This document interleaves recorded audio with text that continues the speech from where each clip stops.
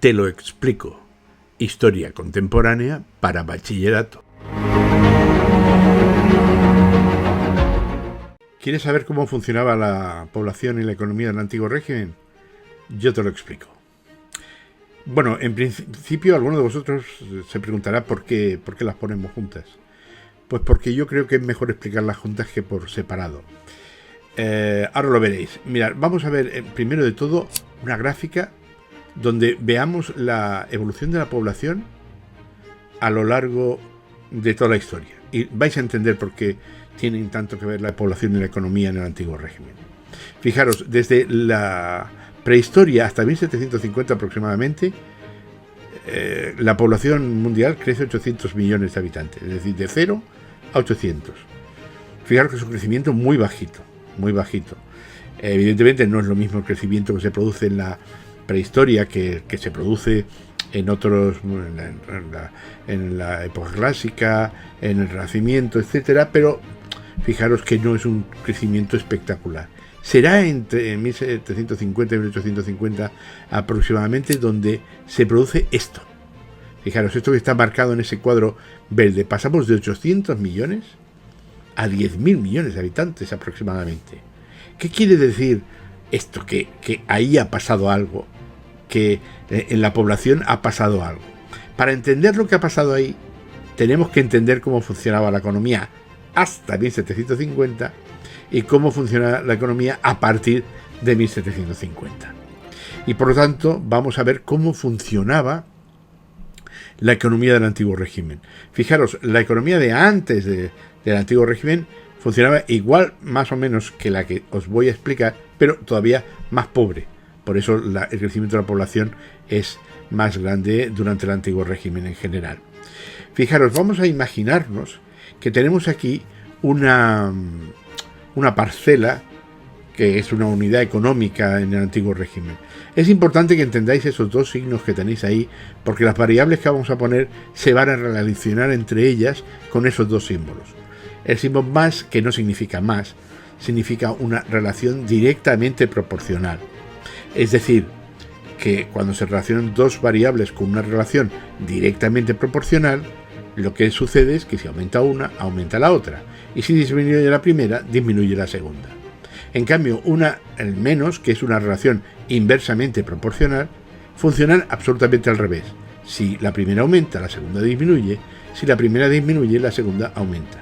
Es importante que lo entendamos. Vamos a ver qué sucedería en esa parcela donde hay un volumen de población, X población. Y vamos a suponer, para ver cómo es una economía un poco circular, que aumenta la población. Hay unos buenos años de cosecha y aumenta la población.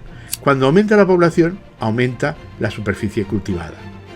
Fijaros que hay un más, por lo tanto, a más población, más superficie cultivada. A menos población, menos superficie cultivada.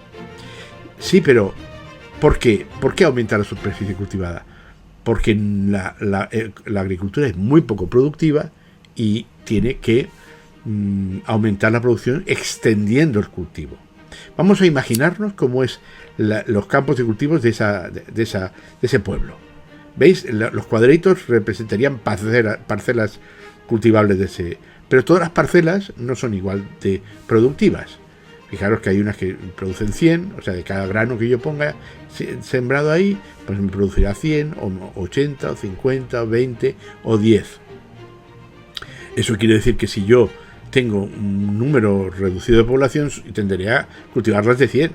¿Qué pasará el primer año? Que todavía no somos muchos, cogemos las mejores tierras y cogemos las 4 parcelas de 100. ¿Cuál sería la producción total? 400.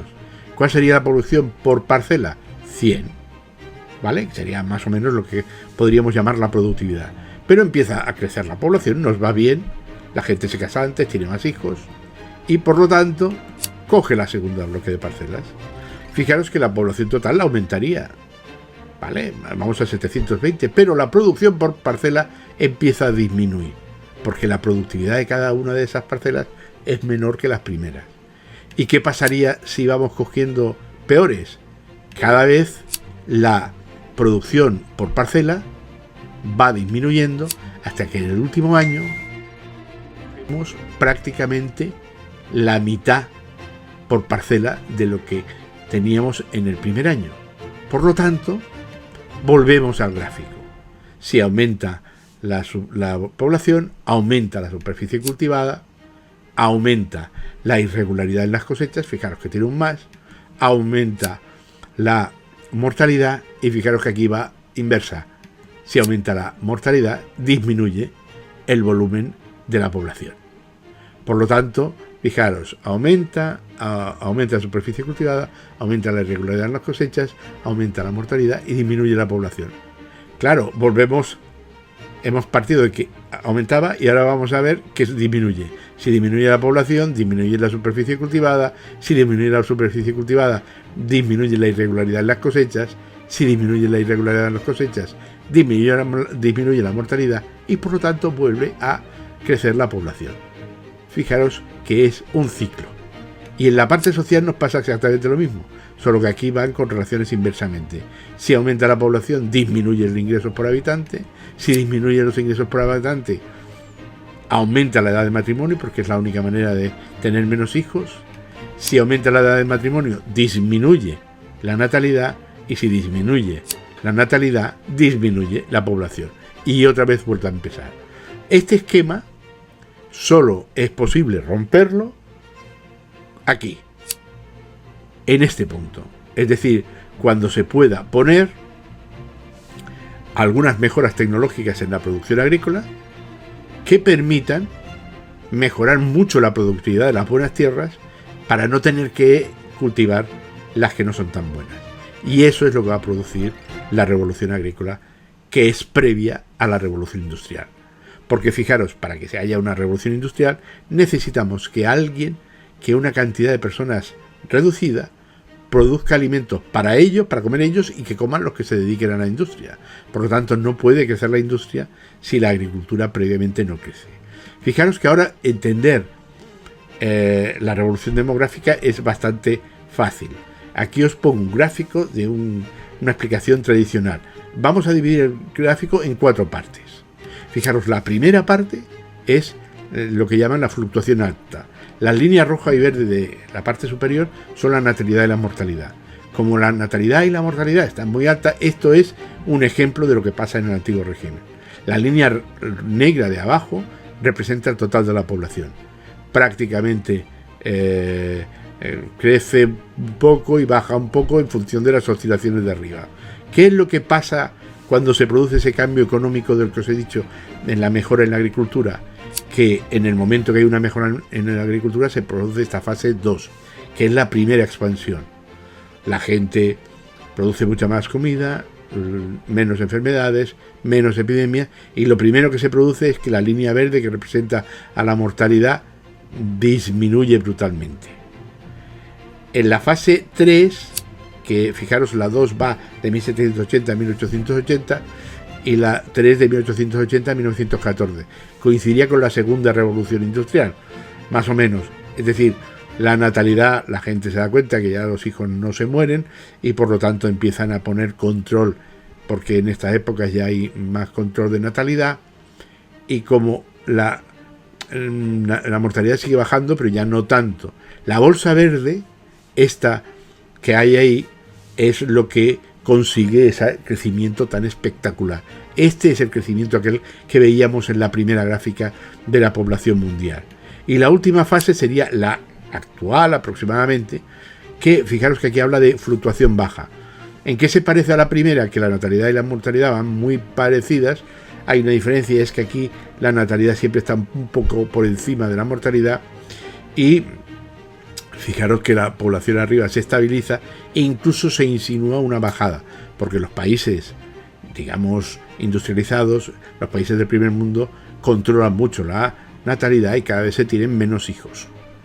Esto es lo que explica por qué se va a producir ese cambio en la población, pero es un cambio que es producido por una revolución agrícola que dará paso a una revolución industrial.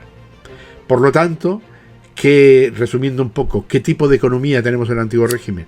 Lo que ya dijimos en la introducción, una economía de subsistencia. ¿Y por qué se caracteriza esa economía de subsistencia? Primero, porque el sector más importante es el primario, especialmente la agricultura. La mayor parte de gente se dedica a la agricultura, una agricultura muy poco productiva, y en la que la mayor parte de los ingresos los campesinos los dedican a sobrevivir, a las necesidades básicas. Por lo tanto, no pueden dedicarse a comprar utensilios como zapatos, ropa, herramientas, porque es que no tienen muchas veces ni para comer. Y a esto le tenéis que añadir los impuestos del sistema señorial. ¿Queréis saber cómo funciona el sistema señorial? Lo vemos en el capítulo 3 del Antiguo Régimen, porque te lo explico.